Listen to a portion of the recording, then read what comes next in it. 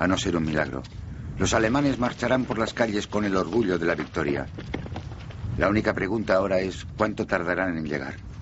No creo que tarden días, más bien horas.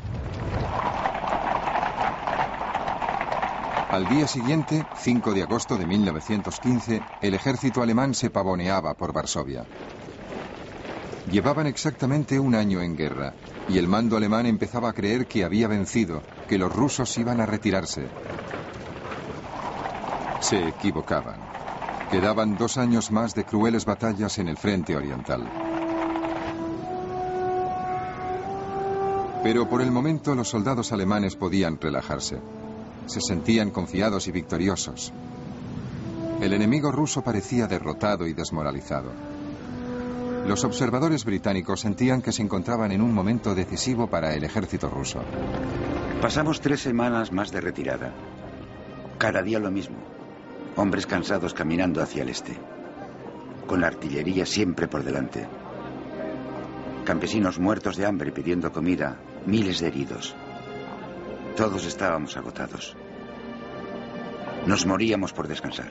Nos preguntábamos hasta cuándo duraría el gran éxodo hacia el este. En respuesta a esa derrota, el zar Nicolás II se proclamó comandante supremo de las Fuerzas Armadas rusas. El zar pronto nombró al general Brusilov como comandante de sus ejércitos en el frente del este. Pero la opinión personal de Brusilov sobre el zar era muy mordaz.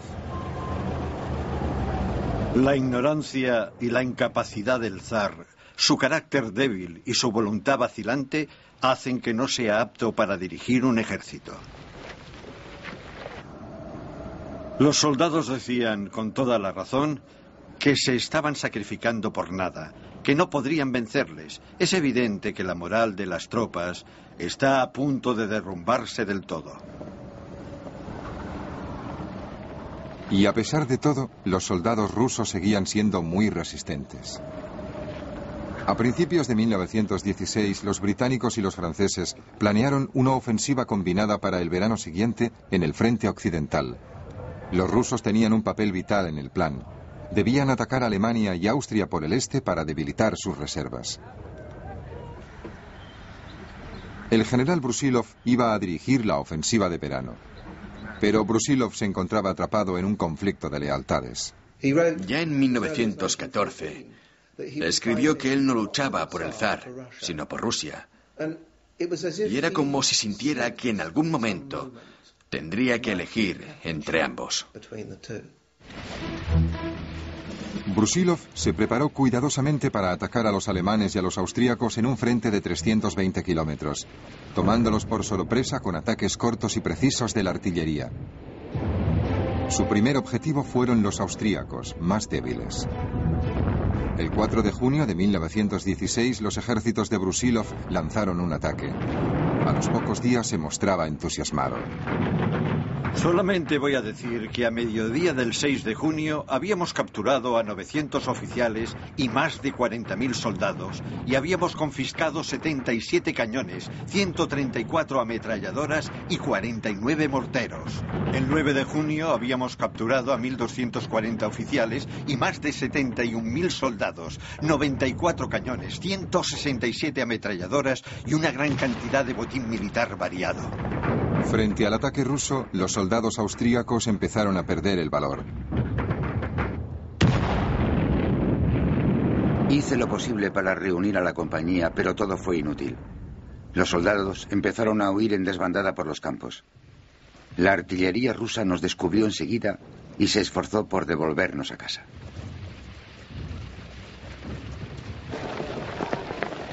Por las carreteras y campos inundados venían incontables patrullas de soldados austríacos con sus uniformes azules, acompañados casi siempre por un solo ruso de uniforme marrón. Su situación antes de caer prisioneros se definía con la palabra patética. Todos estaban hartos de la guerra. Brusilov casi terminó con las potencias centrales. Parecía que estaba hundiendo el imperio austríaco a martillazos. La verdad es que si no se derrumbaron, poco les faltó, porque al mismo tiempo estaban luchando en el Somme por el oeste y los italianos les atacaban por el sur. Sobrevivieron por los pelos. Ludendorff llamó a la ofensiva de Brusilov la crisis del Este. Eso significaba que los alemanes tendrían que volver a conseguir refuerzos justo cuando Austria acababa de ser derrotada. Y aunque los rusos habían conseguido una gran victoria, les había costado cara. Nuestro hospital estaba saturado de heridos, como todos los de la ciudad. Nos dijeron que se había calculado un total de 200.000 bajas. Habíamos visto, oído, sentido y conocido a hombres destrozados. En el invierno de 1916, los alemanes habían reunido las reservas necesarias para contraatacar y recuperar gran parte del territorio que Brusilov capturó en su ofensiva de verano. Fue una decepción tremenda para los soldados rusos de a pie que habían luchado tanto. Pero los observadores británicos seguían admirándose de su resistencia. Esos hombres, en general, tenían una salud física de hierro. Podían marchar y hasta luchar, viviendo de raciones tan escasas y burdas que no creo que las tolerara ningún otro soldado europeo. Aunque hubo medallas para los vencedores de la campaña de verano, a finales de 1916, cientos de miles de soldados rusos estaban pudriéndose en campamentos de prisioneros alemanes y austríacos. Para los que se quedaron en el frente ya no hubo más victorias, solo retiradas. El propio Brusilov estaba muy desilusionado, pero no con sus soldados, sino con el alto mando.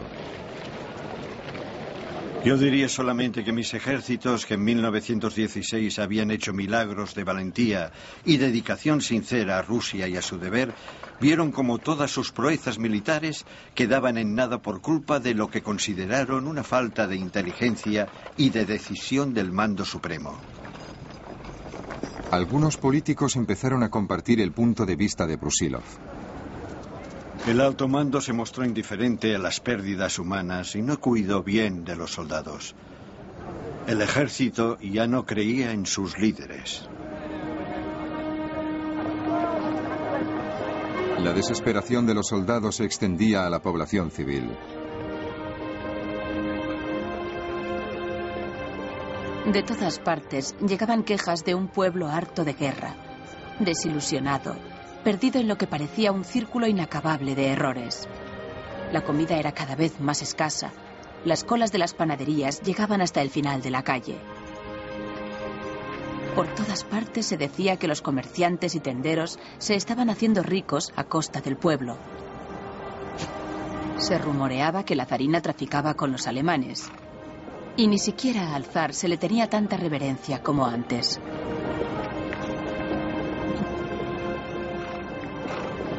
Esa gran Rusia, que podía alimentar al mundo, sufría escasez de comida y de otros productos también. Había escasez de todo en Rusia. De comida, de ropa, de botas, de petróleo, de parafina. Pronto llegará la hambruna. Te aconsejo que compres 10 libras de pan y lo escondas. En los suburbios de Petrogrado se ven mujeres bien vestidas pidiendo limosna por las calles. Hace mucho frío. La gente no tiene nada para quemar en las estufas. Al demonio con todo. Qué dura se ha vuelto la vida. El descontento se extendía por toda Rusia. Las huelgas se convirtieron en algo habitual. Gente de todos los estratos sociales ponían en duda la necesidad de la guerra. En otoño de 1916, los marineros de la Armada rusa, aburridos e inquietos, se habían amotinado 2 veces, una en el Báltico y otra en el Mar Negro. El zar y su familia se habían quedado solos. Todos los estratos sociales hablaban libremente de que la nación y el ejército habían sido vendidos por los favoritos de la zarina y que buscaba la regencia para sustituir a un emperador débil, indiscreto y borracho, cuyos defectos eran de sobra conocidos. El rumor estaba servido. Se decía que la zarina manejaba los asuntos de Estado bajo la influencia de su amante secreto, el siniestro monje Rasputín. La calumnia se extendió y se propagó. No había nada tan malo o tan vil que no llegara a insinuarse. Los poderes oscuros tras el trono, la influencia alemana en la corte, la sospecha de una paz firmada traicioneramente, el poder de Rasputín, historias infames sobre la zarina. A finales de 1916, intentaron proyectar una imagen positiva de la zarina, mostrándola como enfermera en el Palacio de Invierno. Pero lo que no habían previsto es que la imagen de las enfermeras había cambiado.